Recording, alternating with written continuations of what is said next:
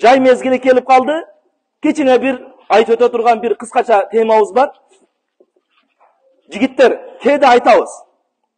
Мисалы, bir ayal оронбай атса, же bir ayal шым кийип атса, же bir ayal ушундай bir кийинген кийимине кайдыгер болуп атса, кээ бир учурларда айтабыз, аялдар бузулуп кетти, аялдар мындай болуп кетти, аялдар амал кылбай атат, аялдар кийинбей атат, оронбой атат депчи.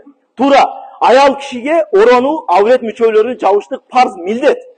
Ошондой эле сиз менен биздин эркектердин жабуу керек болгон жерлерибиз бар. Аны эстен чыгарып коюп атабыз. Бирөө жөнүндө сүйлөп атканда биринчи өзүңдү бир күзгүдөн карап туруп анан кийин башка жөнүндө сүйлө.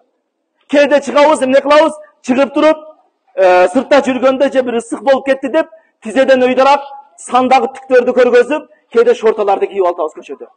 Же бир бассейнге же бир башка жерге барганда ич кийим менен жуунган учурлар болуп калат. Ол сөзсүз эле аял кишиден жабуу эмес, эркек кишинин дагы караш арам болот ал тизеңизге. Эркек кишинин өзүнүн аврет мүчөсү бар, уяттуу жер болгон жери бар. Киндиктин астынан баштап, тизесинин астына чейин тизе авретке кирет.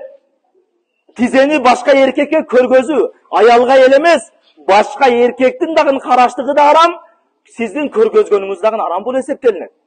Бул нерселерге кайдыгер болбойлу. Балдарыбыздан, неберелерибизден ушундай бир шорта кийгендер болсо, же бир бассейнге барып жууна турган болсо, этият болойлу. Ошол бассейндерге барып, же бир каналдарда жуунганда дагы сиз мейли кийдиңиз ошол жерде.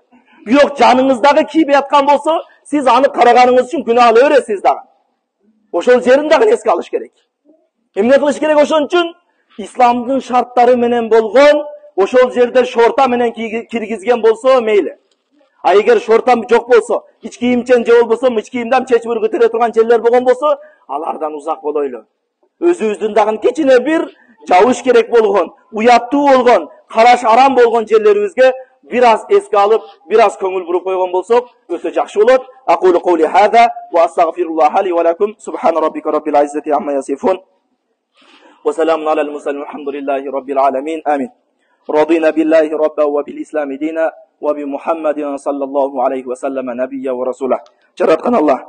Ушул жерде жума күнүндө алаканчай олтурган жамаатыбыздын бардыгыбыздын кандай максат тилектерибиз болсо Аллах Таала жалпыбыздан кабыл кылгын я Роббел аламин.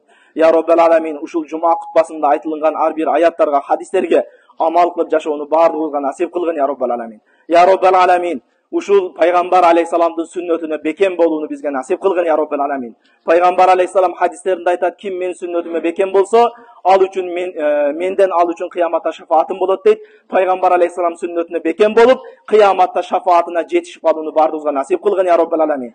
Эркектерибизге дагы, аялдарыбызга дагы ушундай бир уяттуу жерлерин жабып, уяттуу жерлерин жакшы карап, этибар кылып, эске алып жүрүүнү жалпыбызга, неберелерибизге, балдарыбызга насип кылгын. Роббана атина фид дунья хасана ва фил ахирати хасана ва кина азабан нар би рахматика я архамар рахим. Аллах.